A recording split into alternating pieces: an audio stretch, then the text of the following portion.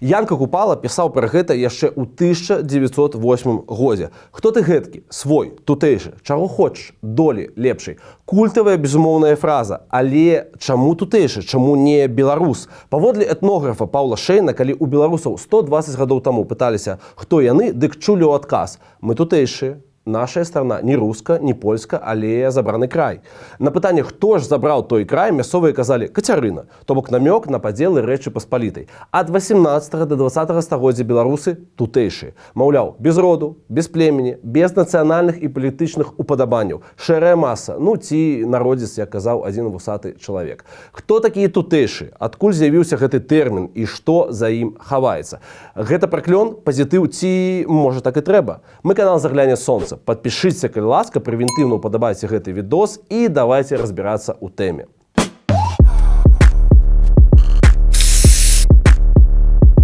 Першым у шырокі свет тэрмін вывеў ужо ўзгаданы Янка Купала, напісаўшы ў 1922 годзе п'есу «Тутэйшыя». Яна пасля была забароненая ўсімі ўладамі на тэрыторыі Беларусі на працягу ўсяго 20 стагоддзя. І пасля вы зразумееце, чаму.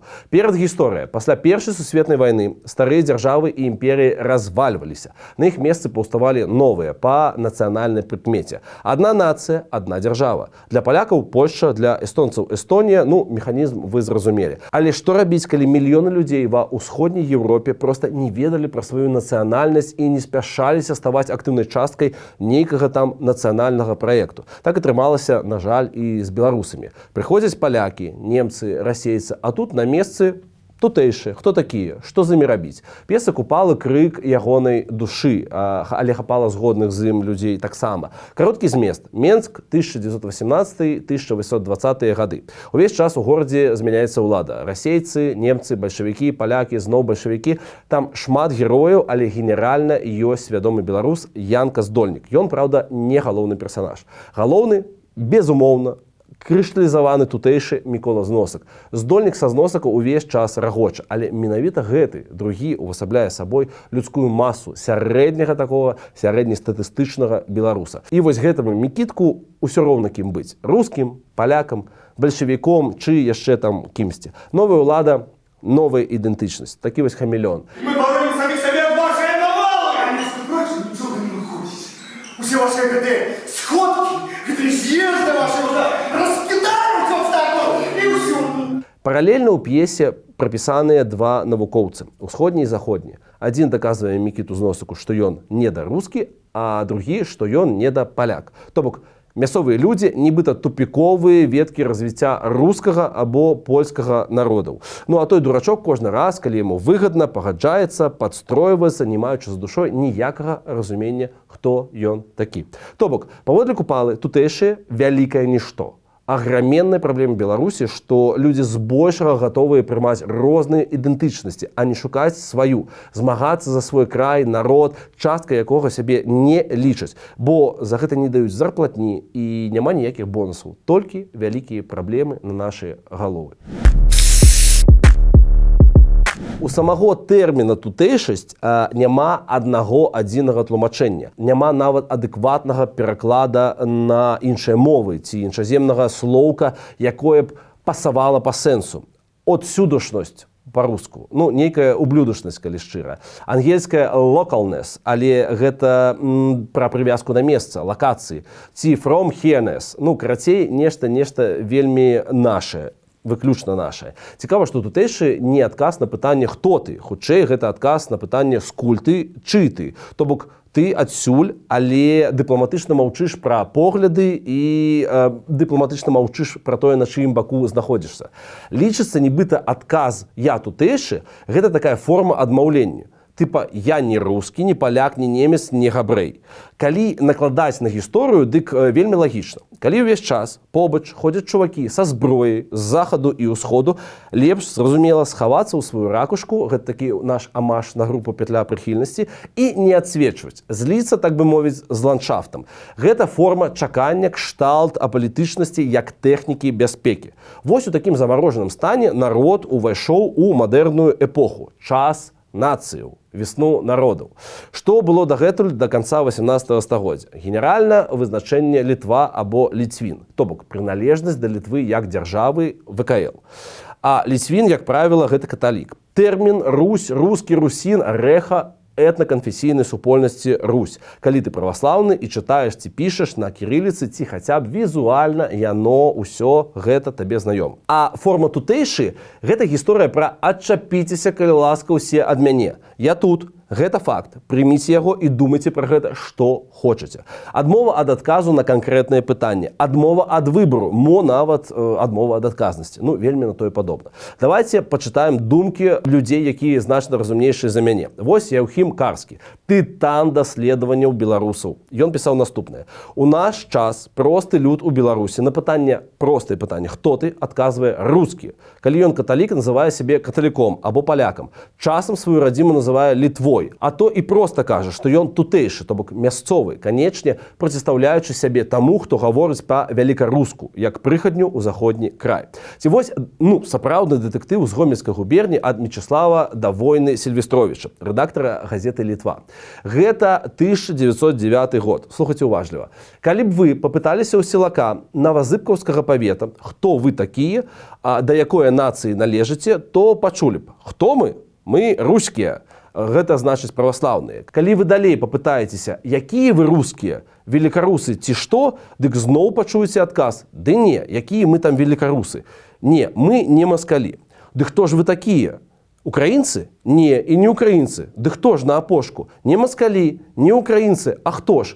І вось скажуць вам, мы Літва. Ліцвіны. Крацей, галава ламаецца. Даследчык Валер Булгаков вывеў версію, што тутэйшы гэта пераходны этап ад ліцвіна да беларуса. Часовае нішто, калі ліцвін ужо памёр, а беларус яшчэ не нарадзіўся. Можна дадаць, што і ў нас, і ў Европе ў той час было папулярна карыстацца земляцкай тэрміналогіяй. Мы палешукі, мы палачане, мы берасцяне. То бок невялікая лакальная ідэнтычнасць яшчэ да нацыянальнай. У палякаў было тое самае, дарэчы, бо нават чыста ўмоўным плане паляк з-пад Кракава і паляк з-пад Познані 120-150 год таму размаўлялі амаль на розных мовах і не разумелі сябе як агульнай супольнасці.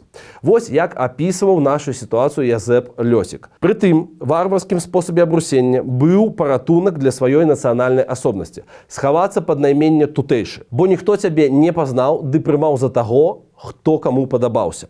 Бо пад тутэйшым можна разумець і расійца, і паляка, і беларусіна, і каго сабе хочаш. Атрымліваецца карціна даволі спрэчная і месцамі сумная, бо людзі, якія сябе так азначаюць тутэйшымі, нібыта аўтаматычна, па поінтам.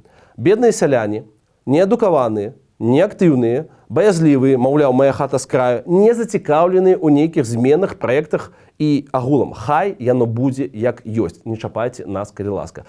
Гэта і так, і не так. Давайте зараз разбярэмся. Бо, напрыклад, шляхта пасля расійскай акупацыі таксама выжывала. А шмат каго перавялі ў разрад сялянаў праз скасаванне іхняга дваранства, кагосьці забілі, а кагосьці высылалі.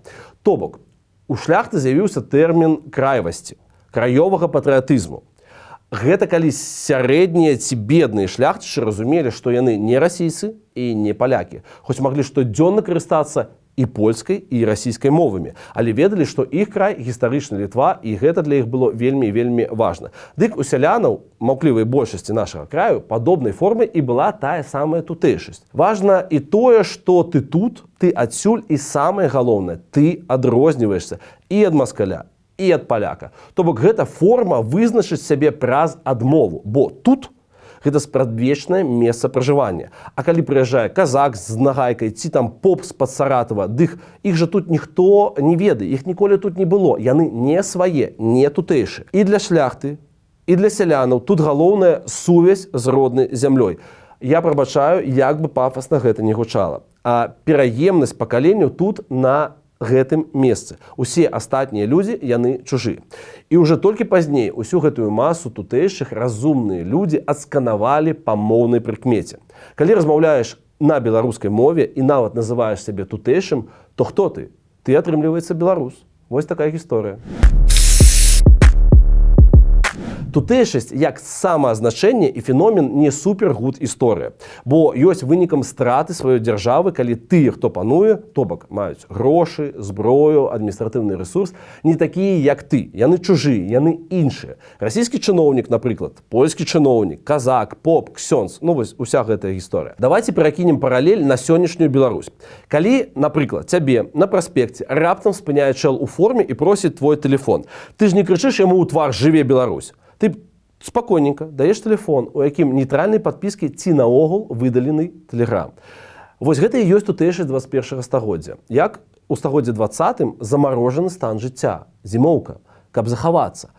А ты сабе пойдзеш далей і будзеш думаць, што прыйдзе яшчэ калі-небудзь час жыць напоўніцу, калі вось гэты чэл на праспекце не будзе мець ніякіх правоў прыпыняць цябе і дыктаваць умовы і вучыць цябе, як і пра што думаць.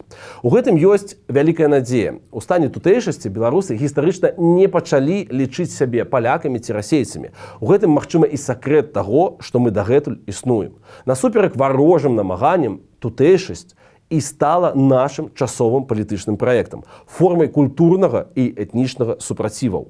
Якія-небудзь латышы або эстонцы ўвайшлі ў 20-е стагоддзя таксама не мегакрутымі перцамі. У іх таксама не было ані дзяржаўнай традыцыі, ані вялікіх бабак, ані свайго гораду. Бо жылі на хутарах, а ў гарадах існавалі расейцы, немцы, яўрэі і гэтак далей. Іхнай апорай была таксама тутэйшасць і прывязка да зямлі, вечнай прапіскі. А з ёй і традыцыя, мова, звычай, свой спосаб мыслення. Ну а зараз Эстонія, тая ж самая Эстонія, гэта такі IT-хаб і бадай Скандынавія. Няўжо гэта кепска?